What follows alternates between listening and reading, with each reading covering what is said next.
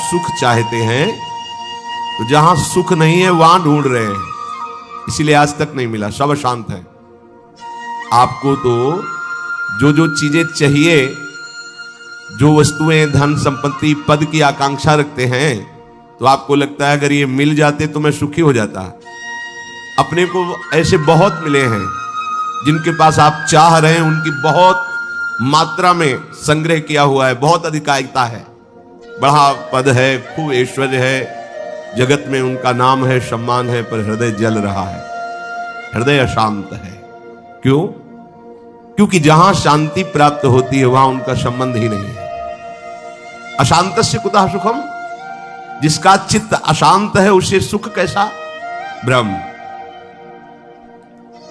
कुछ वर्ष की आयु, शरीर समाप्त हुआ, न पद रह गया, न संपत्ति रह गई, न नाम रह गया, न व्यवहार रह गया, न परिवार रह गया, अकेले अपने कर्मों की पोटली बांध करके फिर नया जन्म, फिर वही पढ़ाई लिखाई, दुनिया का प्रपंच, नहीं तो अन्य योनियों में कीड़ा मकोड़ा, पशु पक्षी। विश्राम कहां है? अध्यात्म योग में। श्री भगवान कह रहे निश्रेयसाय, मतलब दुखों का आत्यंतिक नाश, दुख का लेस नहीं जहां। अब अपने तो दुखालय में रह रहे हैं तो सुख को इसी में ढूंढ रहे हैं, तो हम समझते हैं कि अरबों खरबों रुपया मिल जाए, सुंदर सुंदर भोग सामग्री मिल जाए, मैं सुखी हो जाऊंगा। ऐसे अभी इसी भूमंडल पे हैं जिनको खुद पता नहीं कि मेरे पास कितनी धनराशि है, रोज नए नए भोग भोगते हैं, पर नींद नहीं आती, नींद की दवा लेना पड़ता है। मानसिकता बिगड़ी हुई है, विक्षिप्त है, हृदय जल रहा है, हर समय भयभीत है, कहीं ऐसा ना हो जाए, कहीं ऐसा। सुख विनिश्चितम बदामि तेन अन्यथा वचांस में, गोस्वामी जी कहते हैं मैं सत्य कह रहा हूं, मेरी बात अन्यथा नहीं। जब तक तुम हरि भजन नहीं करोगे तब तक तुम्हें त्रिकाल में, त्रिभुवन में कहीं भी शांति नहीं। छूटिबे के जतन विशेष बांधे जाएगो, वह विष भोजन जो सुधा सानी खाएगो। अगर अमृत भी खाएगा तो विष बन जाएगा। हरि विमुखता में तुझे कहीं शांति नहीं मिलेगी। अगर हरि के सन्मुख हो तो विष भी अमृत हो जाए। गरल सुधा रिपु करहि मिताई, गोपद सिंधु अनल शीतला। आग शीतल चंदन की तरह हो जाएगी।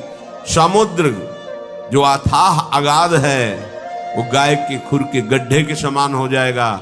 विष अमृत बन जाएगा, दुश्मन सब मित्र बन जाएंगे यदि हरि की कृपा हो जाए तो ये हरि के चरणों का आश्रय ही आत्यंतिक सुख का स्वरूप है। ये कैसे प्राप्त होता है? तो श्री भगवान कहते हैं कि मन ही बंधन और मोक्ष का कारण है। ये जब किसी विषय का चिंतन करता है भोग भावना से, किसी व्यक्ति का चिंतन करता है राग या द्वेष से, तो ये बंधन का कारण बन जाता है। अगले जन्म की ये पूरी तैयारी करा देता है। नाना प्रकार के भ्रमात्मक दुख सुखों में फंसा देता है। और जब यही मन प्रभु का चिंतन करने लगता है, प्रभु के नाम का, प्रभु के रूप का, प्रभु की लीलाओं का, प्रभु के गुणों का, प्रभु के भक्तों का, तो यही मोक्ष का खुला हुआ द्वार हो जाता है। यही मन, जब मन किसी व्यक्ति को भगवत भाव से, किसी भोगों को प्रभु की सेवा में अर्पित करने के लिए, यही मोक्ष का कारण बन जाता है।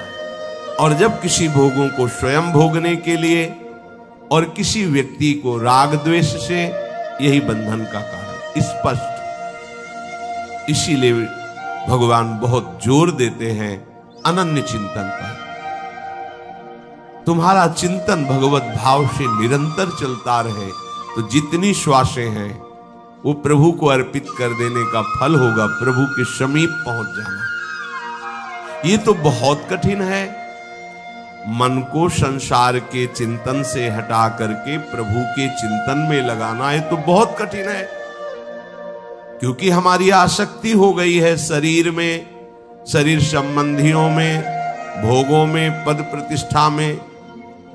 बड़ा सुख लगता है, जब हमारा यश, हमारी प्रतिष्ठा, हमारा मान, हमारा ऐश्वर्य, हमारा संबंध ये बहुतायत में दिखाई देता है तो अहंकार को बड़ा सुख मिलता है। यही दुख में फंसने का मूल कारण है और संसार में यही उद्देश्य रखा जाता है। देखो ना भ्रम, जो हमारे दुख का मूल कारण है वही हम उद्देश्य लिए घूम रहे हैं, तो सुख कैसे मिलेगा? धतूरा बोओगे तो विषय खाने को मिलेगा ना, अमृत तो नहीं मिल जाएगा। अगर धतूरे में एक जीवन नष्ट करने की सामर्थ्य है तो मान, प्रतिष्ठा, प्रशंसा, भोग, भावना ये कई जन्म नष्ट करने की सामर्थ्य रखता है। बुद्धि हमारी भ्रमित है, इसलिए हम समझ नहीं पा रहे। विष तो एक जन्म मारता है, विषय देखो ना, जब से सृष्टि हुई आज तक मार ही तो रहा है। मरते मरते थक गए, मरना नहीं मिटा, फिर मरना पड़ेगा। अरे अब तो ऐसा मरो कि अब जन्मना न पड़े, मृत्यु महोत्सव हो जाए। तो हे प्रभु, ये आसक्ति हमारी हो गई है शरीर में, शरीर संबंधियों में, भोगों में। तो जहां हमारी आसक्ति होती वहीं हमारा मन चित्त चिंतन करता है। और आप कह रहे हैं कि अगर मन चिंतन करे निरंतर प्रभु का तो मुक्त है, जीवन मुक्त है। अभी कैसे हो सकता है ऐसा? तो श्री भगवान ने कहा, प्रसंगमजरम पाशमात्मनः कवयो विदुः स एव साधु सुकृतो मोक्ष द्वारमपावृतम्। खुला हुआ मोक्ष का द्वार खुल गया। क्या? जो तुम्हारी शरीर में आसक्ति है, शरीर के रिश्ते नाते संबंधियों में आसक्ति है, भोगों में आसक्ति है, वही नरक का खुला हुआ द्वार है। कैसे? त्रिविधम नरकस्येदम द्वारम नाशन मात्मनः कामः क्रोधा तथा लोभा तस्मादेत्रयम् त्यजेत। जब तुम शरीर भाव से होते हो तभी तुम्हें काम वेदना सताती है। काम में बाधा पड़ने पर क्रोध का जागरण होता है, क्रोध ही नाश का स्वरूप बन जाता है। क्रोध हमारी स्मृति का नाश करता है, स्मृति से बुद्धि नष्ट हो जाती, बुद्धि नाश ही सर्वनाश हो जाता है। काम, क्रोध और लोभ ये नरक के खुले हुए द्वार है। अगर यही आसक्ति प्रभु के प्रेमी महात्मा के चरणों में हो जाए तो कह रहे हैं मोक्ष द्वारम अपावृतम, खुल गया मोक्ष का द्वार। अब बस केवल प्रवेश करना है, अर्थात उनकी आज्ञा का पालन करना है। जो आसक्ति शरीर में, भोगों में, संबंधियों में है, यदि वो श्री भगवान के प्रेमी महात्मा सदगुरुदेव के चरणों में हो जाए तो मोक्ष का खुला हुआ द्वार है। अजात शत्रुः, अगर एक भी व्यक्ति के प्रति शत्रु भाव रहेगा तो यहां लौट के आना पड़ेगा। एक भी व्यक्ति से आसक्ति हो गई तो लौट के आना पड़ेगा। मृग के बच्चे से हुई मृग बन गए, पुरंजनी से हुई पुरंजनी बन गए। हमारी ऐसी भगवत भावना बढ़े कि पूरी सृष्टि में कोई एक भी शत्रु ना हो। जो तुमसे द्वेष करे उसको प्रणाम करो। यदि भगवत प्राप्ति के मार्ग में बढ़ रहे हो, जो तुमसे ना बोले उससे तुम कभी भी रूठो मत। सामने पड़े तो राधे राधे, श्री हरि कृष्ण।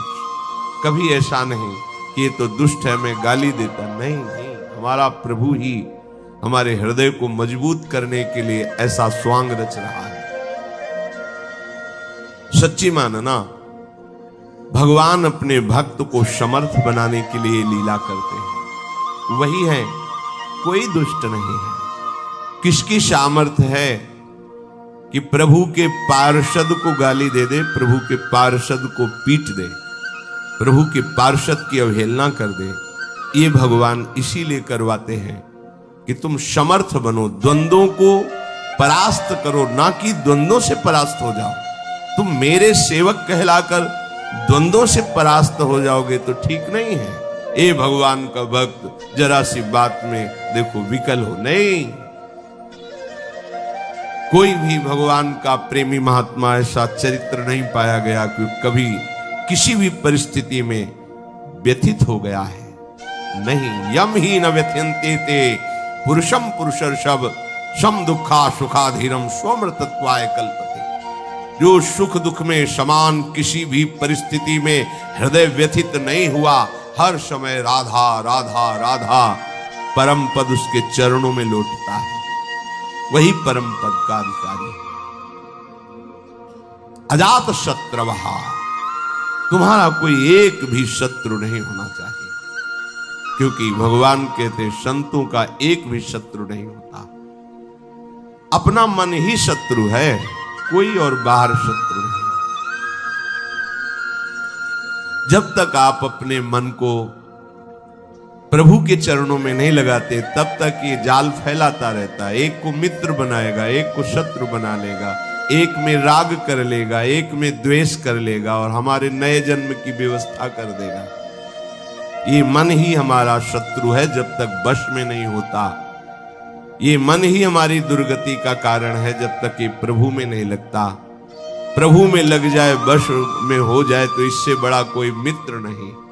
मन ही श्री कृष्णाकार होकर भगवत साक्षात्कार करा देता है। अजात शत्रवा, कोई भी एक हमारे द्वेष का पात्र न हो। अद्वेष्टा सर्वभूतानाम, समस्त भूतों में द्वेष रहित, दोष बुद्धि रहित हमारे हृदय की स्थिति होनी चाहिए, क्योंकि संतों की ऐसी होती है। शांताहा, किसी भी परिस्थिति में कोई तुम्हें अशांत न कर पावे, ना अंदर की वृत्ति ना बाहर का व्यक्ति। ऐसी शांति तभी मिलेगी जब चित्त प्रियाजू के चरणों के चिंतन में होगा, उनके नाम के चिंतन में होगा, क्योंकि भगवत प्रेमी महात्मा शांत रहते हैं। शांताहा साधवा साधुभूषण, आप राग द्वेष में विचरेंगे, निंदा स्तुति करेंगे, मान अपमान में सुखी दुखी होंगे, तो अनन्य भक्ति कब धारण करेंगे? अपने को केवल लक्ष्य पर दृष्टि रखनी है। वही सच्चा निशानेबाज है जो केवल लक्ष्य पर दृष्टि रखता है। द्रोणाचार्य जी ने कौरवों पांडवों को धनुर्विद्या की शिक्षा दी। परीक्षा के लिए एक वृक्ष में चिड़िया टांगी और कहा इसकी आंख पर निशाना लगाना है। जो धनुष उठाता और तीर संधान करता, पूछते क्या दिखाई दे रहा है? बोले वृक्ष, डाल, चिड़िया। बोले रख दो धनुष।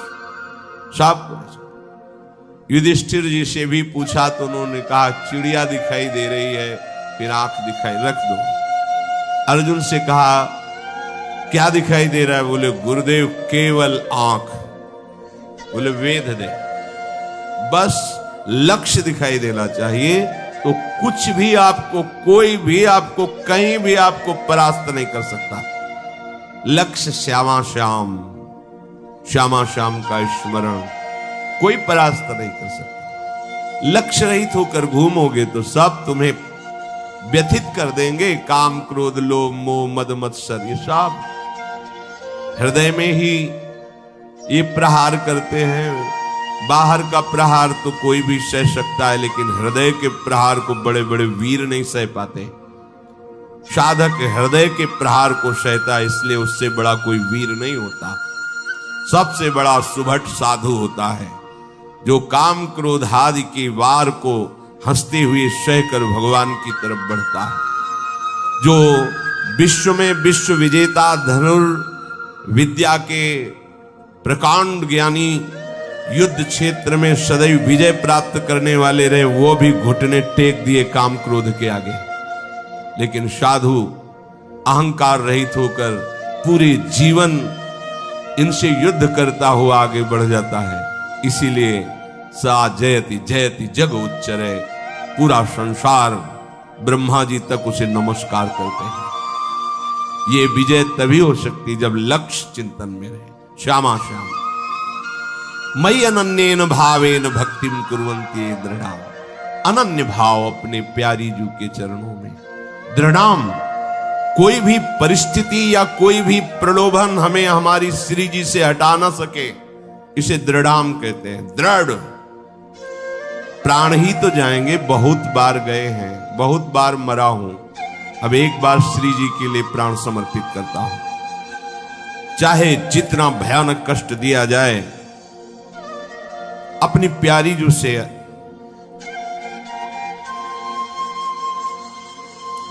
एक क्षण के लिए भी वृत्ति नहीं हटा सकता। और चाहे जितना प्रलोभन दिया जाए, यश कीर्ति सम्मान प्रतिष्ठा जय जयकार, एक क्षण के लिए भी प्यारी जू से चित्तवृत्ति नहीं हटे। इसे कहते दृढ़ाम। भारी से भारी अनुकूलता और भारी से भारी प्रतिकूलता जब अपने इष्ट के चिंतन को न रोक पावे तो उसे कहते अनन्य भक्त। अनन्य भक्त बहुत बड़ी दुर्लभ स्थिति है, इससे बढ़कर कोई पद नहीं है, कोई स्थिति नहीं है। और ये वृंदावन नित्य विहार रस, ये रसिक अनन्यों का है।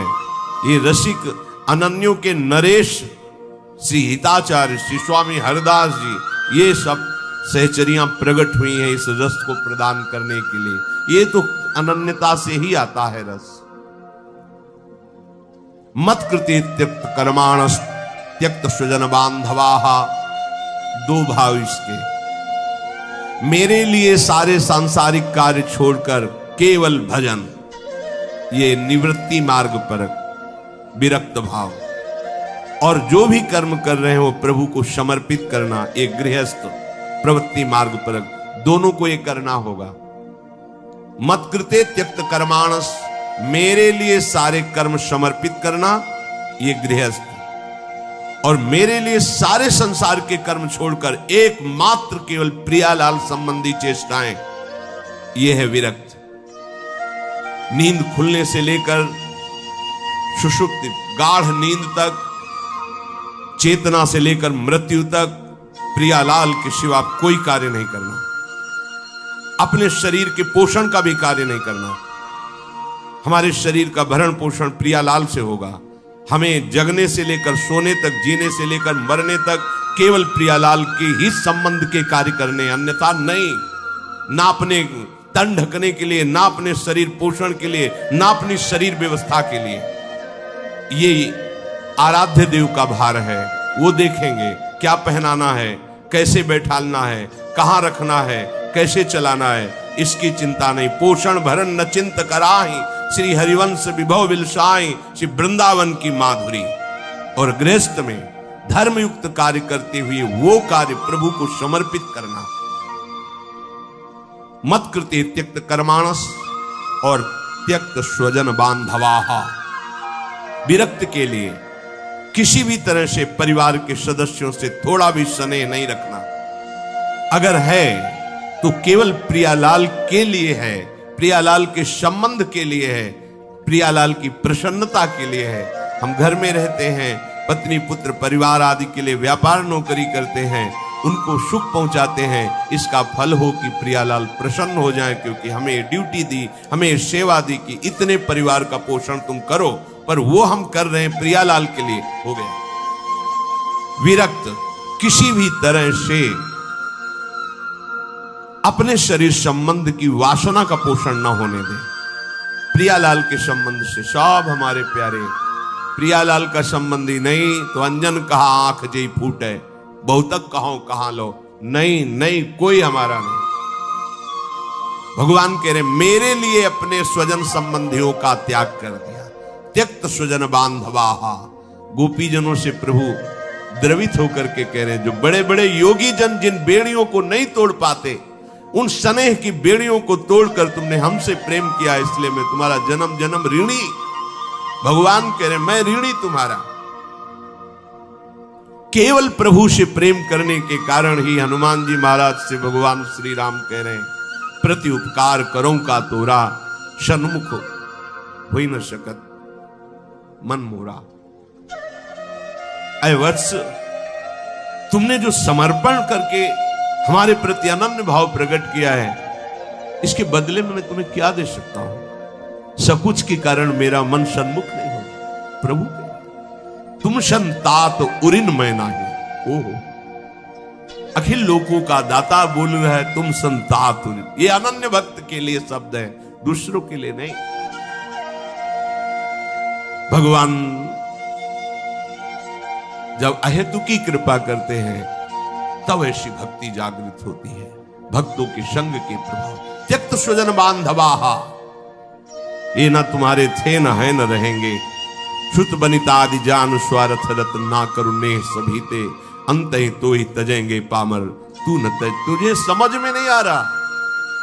अरे जिंदगी में लाखों का मेला जुड़ा, हंसा जब जब उड़ा तो अकेला उड़ा, कोई तेरे साथ नहीं होगा।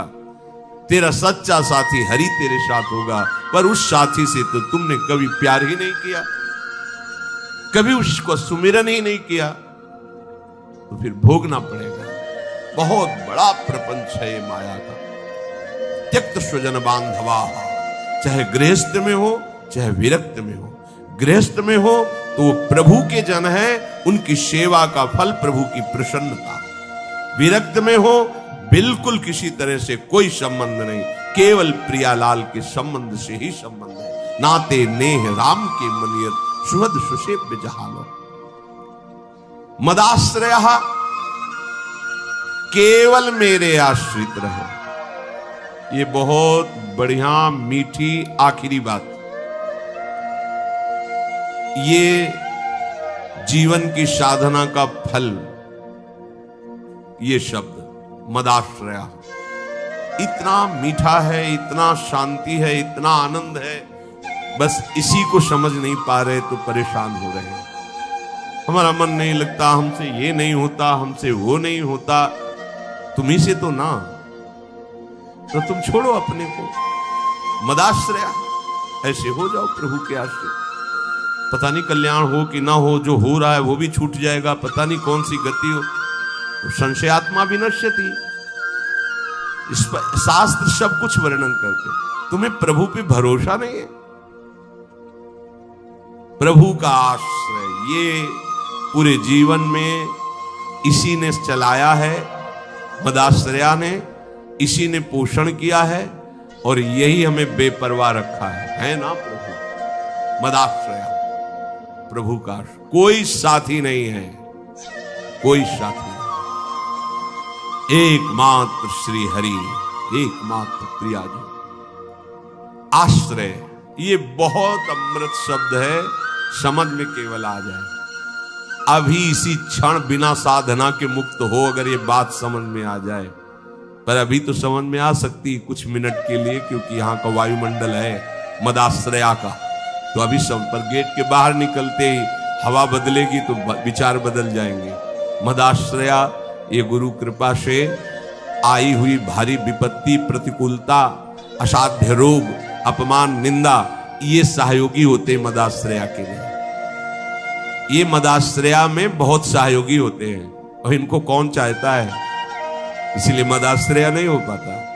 वो हम के आश्रित रहता है। साधना का आश्रय ले सकता है, क्रियाओं का आश्रय ले सकता है, व्यक्ति का आश्रय ले सकता है, लेकिन मदाश्रय भगवद आश्रित। और भगवद आश्रित बहुत बेपरवाह और ऐसी वस्तु मिलती है जो किसी साधना से नहीं मिलती। पर ये हृदय का विषय होता है, वाणी का नहीं होता। केवल वाणी के कहने से हृदय शांत नहीं हो जाएगा। निज सुख बिन मन होई की थीरा, जब तक मन में ये आश्रय जागृत नहीं होगा तब तक बात नहीं बनेगी।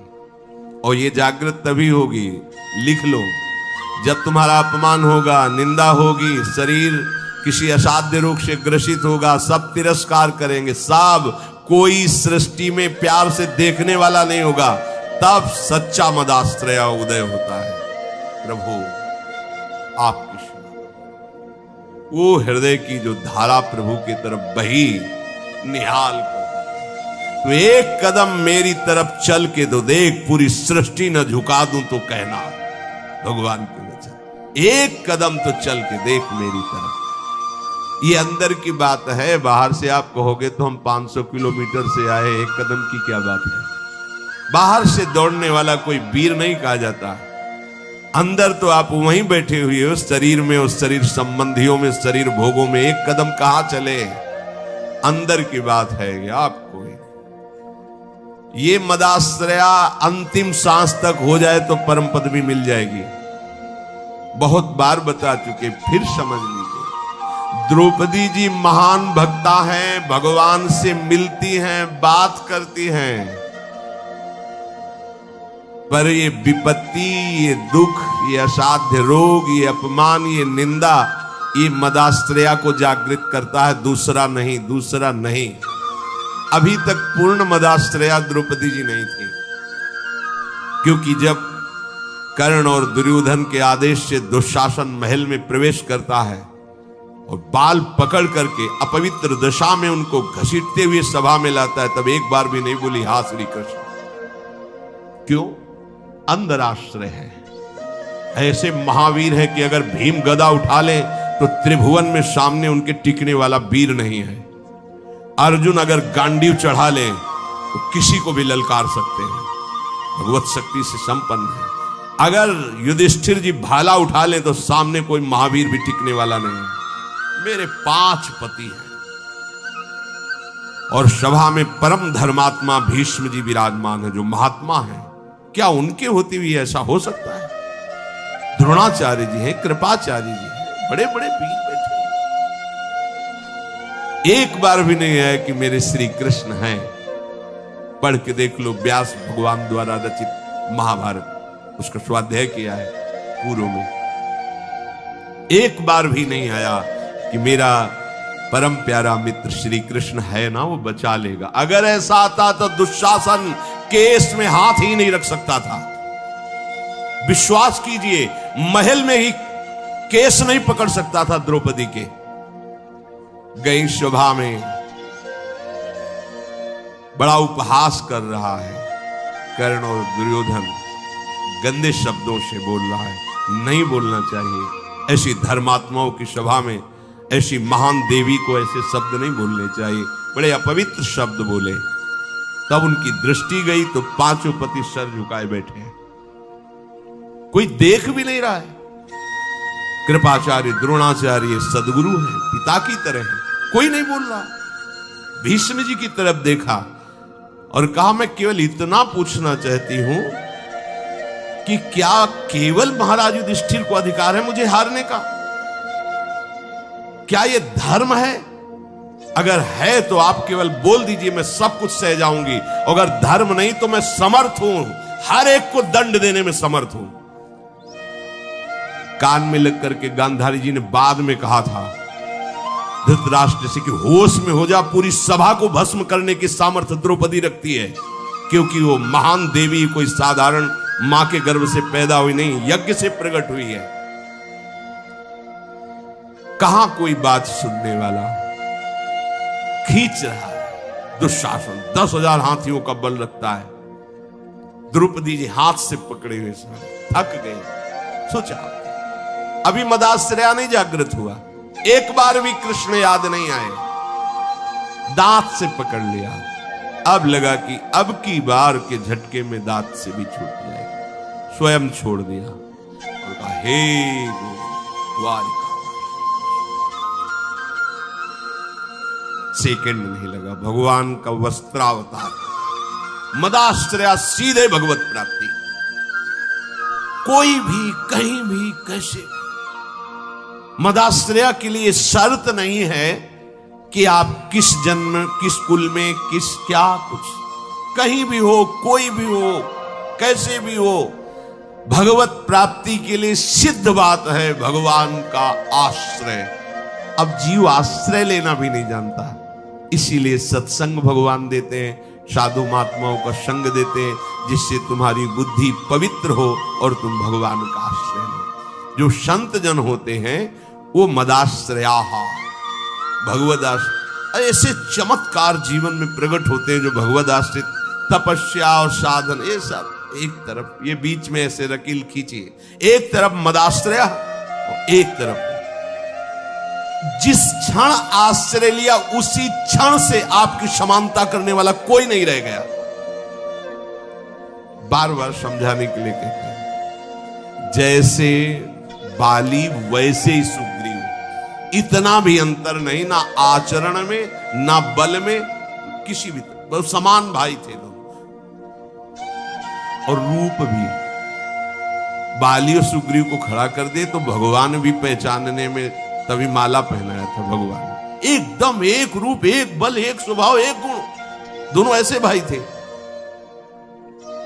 जब भगवान ने बाण मारा, सामने देखा कोटि कंदर्प दमनी मर्यादा पुरुषोत्तम भगवान गंभीर मुद्रा, तो हृदय में तो महान प्रीति है, बड़ा प्रसन्न है कि वैसे तो मैं इस लायक ही नहीं था, जो योगियों के ध्यान में नहीं आते हो हमारे सामने खड़े हैं, पर थोड़ा इनसे बात भी तो कर ले। तो कहा प्रभु सुन रखा है कि आप समदर्शी हो, फिर पर आज आपकी समदर्शिता दिखाई नहीं दे रही, पक्षपात दिखाई दे रहा। मेरा भाई है, पता नहीं आप जानते हैं पूर्ण रूप से कि नहीं, पर मैं जानता हूं क्योंकि साथ ही खेला हूं। मेरे आचरणों से उसके कम आचरण नहीं है, जैसा मैं वैसे ही मेरा भाई, मैं जानता हूं। पर ये क्या, एक का पक्षपात लेके छुप के हमारी छाती में बाण मारा। मैं बैरी सुग्रीव प्यारा, क्या कारण? एक शब्द यही भगवान का था, ऐ देहाभिमानी, तूने सुन नहीं रखा था कि ये मेरी शरण में हो गया है। अभी अभी हुआ है, कोई तपस्या नहीं, कोई साधना नहीं, और हुआ कैसे? महाभागवत हनुमान जी के द्वारा कराया। बस ये मदाश्रया शब्द बहुत बड़ा है, बहुत बड़ा, बस इसका परिचय नहीं मिल पाता है। ये कैसे हूं ऐसा लगता है। हाँ अब क्या करूं, तब साधन बताया जाता है, करो, क्योंकि तुम्हारा करने में राग है। जब करते करते हार जाओगे तब फिर यही शब्द बताया जाएगा, मदाश्रया, हो जाओ भगवान के आश्रित।